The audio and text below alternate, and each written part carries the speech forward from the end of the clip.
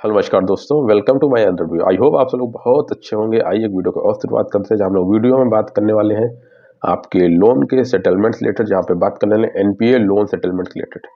बहुत सारे लोग इन्फॉर्मेशन है कि सर लोग अगर हमारा एनपीए हो जाता तो क्या सेटलमेंट हो जाएगा तुरंत, या 1 महीने 2 महीने अभी बाउंस हुए हैं, सेटलमेंट करा दें क्या, क्या हो जाएगा, क्या कैसे हो जाएगा, बता दो, कोई रास्ता तो बता दो। तो उसी वीडियो के टॉपिक्स को लेकर हमने इस वीडियो को बनाने का सुझाव आया था, तो जिसको हम शुरुआत आपके साथ कर रहे हैं। आई होप ये वीडियो आपको पसंद आएगी, और जो लोग चैनल में पहली बार चैनल को सब्सक्राइब करना बिल्कुल मत भूलिए, जैसे कि मेरी आने वाली वीडियो का नोटिफिकेशन आप लोगों तक पहुंच पाए। तो आइए दोस्तों शुरू करते हैं। आपका लोन डिफॉल्ट होता है, किसी भी रीजन से हो सकता है, एक्स वाई जेड कोई भी रीजन हो, डिफॉल्ट हो गया है लोन। और लोन डिफॉल्ट हो जाने के बाद मल्टीपल कॉल, मैसेजेस, रिकवरी वालों का ये सब प्रोसेस है, ये बेसिक प्रोसेस है, सबको पता है, ये होता है और होगा। तो आप ये सोचो इससे कहीं बच जाओ, तो बचने का कोई माध्यम और रास्ता होता नहीं है।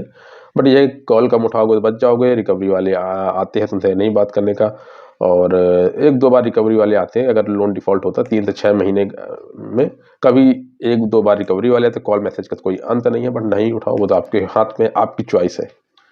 तो ये एक प्रोसेस छोटा सा है कि जहाँ पे कैसे इनके कॉल या मैसेज से बच पाए। बट उसके बावजूद बेसिक कॉन्सेप्ट है लोगों का कि सर हम सेटलमेंट करा दें, 1 महीने का लोन बाउंस हो गया क्या सेटलमेंट हो जाएगा, या 2 महीने बाउंस होगा सेटलमेंट हो जाएगा। तो दोस्त 1 महीने या 2 महीने का सेटलमेंट हो सकता है, बट सेटलमेंट करते नहीं है।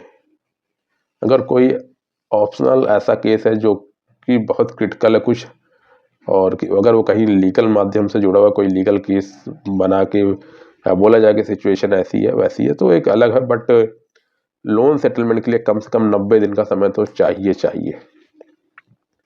जब आप लगातार किसी लोन की 3 महीने की पेमेंट नहीं पे करते, और तो वो लोन आपका डिफॉल्ट की कैटेगरी में एनपीए होता है, जो नॉन परफॉर्मिंग एसेट्स बोलते हैं उसको।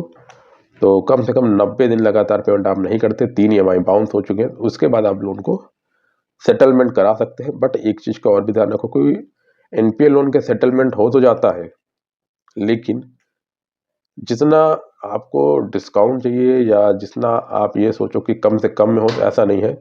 एनपीए लोन जो सेटलमेंट होते हैं 50-60% में अमूमन होते हैं।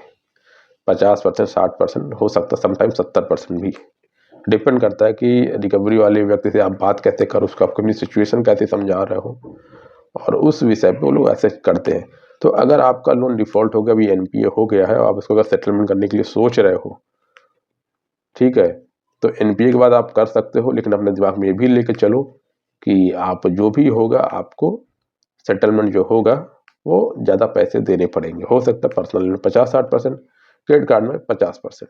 तो कम से कम 50-60% बेयर मिनिमम मान के चलो कि एनपीए के बाद आपको सेटलमेंट का पैसा पे करना पड़ेगा। वहीं अगर आप एनपीए के बाद आपका केस 6-8 महीने 10 महीने पुराना हो जाए, तो हो सकता है कि 1 लाख के लोन को आपको 20,000 25,000 ही पे करना पड़े। तो अगर आपका ये सवाल है कि एनपीए के बाद लोन सेटलमेंट हो जाएगा, बिल्कुल एनपीए के बाद लोन सेटलमेंट हो जाएगा।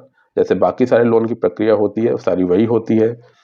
एनपीए के बाद सिर्फ इतना सा हो जाता है कि डिस्काउंट जो होता है सेटलमेंट में वो कम होता है। 1 लाख का लोन है, अगर आप 6-8 महीने बाद पे करते हो तो 1 लाख के लोन में 30,000 पे करना है। अगर एनपीए के बाद पे करते हो तुरंत 90 के बाद 92-93 दिन होते आप सेटलमेंट की बात करना शुरू कर देते हो, खुद आप अप्रोच करते हो सेटलमेंट के लिए, तो वही जो 1 लाख का लोन आपको 50 या 60,000 पे करना पड़ेगा। ये एक चीज़ बेसिक होती है। और बाकी इसके बाद जो सेटलमेंट की आप बात करोगे, डिस्काउंट कर लोगे, और सेटलमेंट लेटर आएगा, सेटलमेंट लेटर के बाद जो आप पेमेंट करोगे, डेटा चेक कर लेना जो सेटलमेंट लेटर सही है नहीं है, वो सारी चीज़ों का भी बेसिक तरीके से आप चेक कर सकते हो। लेकिन एनपीए के बाद लोन सेटलमेंट करना अच्छी बात है, हो जाता है, लेकिन मैं इस चीज़ को सपोर्ट नहीं करता कि एनपीए के बाद लोन सेटलमेंट करना चाहिए। जब आप लोन सेटलमेंट कर ही रहे हो, आप लोन क्लोज कर ही रहे हो, सिबिल खराब अपना करा ही रहे हो, तो फिर पैसे भी क्यों ज़्यादा देने हैं। अगर 1 लाख के हम 60,000 है, तो हम 30,000 में 20,000 में क्यों नहीं। ऐसा क्या है कि 60,000 देने पे जो आपको नुकसान होगा, और 30,000 देने पे भी सेम नुकसान होगा। पर दिक्कत है कि आप 3 महीने बात कर दोगे तो कॉल आना खत्म हो जाएंगे, और 6-8 महीने तक बात करोगे तो कॉल मैसेज आते रहेंगे। बस फ़र्क इतना सा होता है। और अगर आप इस चीज़ को समझ जाओ, ये चीज़ आपकी सिबिल खराब हो रहा है, सब चीज़ हो रहा है। अब रिकवरी वाले साहब ने 3 महीने हैरेसमेंट कर ही लिया, सिबिल अब खराब हो ही गया है, कहीं से लोन मिलने वाला अब जल्दी से है नहीं है, ठीक है। और इसके बाद भी आप पैसे भी दे रहे हो, पैसे ऊपर से पैसे है नहीं, कहीं ना कहीं से आप अरेंज करके दे रहे हो, तो वो भी कम से कम में अगर करोगे तो ज़्यादा अच्छा होगा। तो प्रयास करो कि अगर सेटलमेंट कर ही रहे हो तो कम से कम पैसे में करो, जितना कम दे सको उतना दो, और जब भविष्य में कभी पैसे हो जाए तो उस लोन को दोबारा से रीओपन करा के इसको क्लोज करा दो, सारी ड्यूज क्लियर करा दो और एनओसी ले लो। लेकिन अगर आप एनपीए की बात कर रहे हो तो इस चीज़ को आपको थोड़ा सा ध्यान रखना चाहिए, लेकिन सेटलमेंट हो जाते हैं, ये बात बिल्कुल सत्य है। तो यही दोस्तों आप लोगों का मेरा जवाब था। आई होप ये चीज़ें आपकी क्लियर हो गई होंगी। थैंक यू सो मच दोस्तों।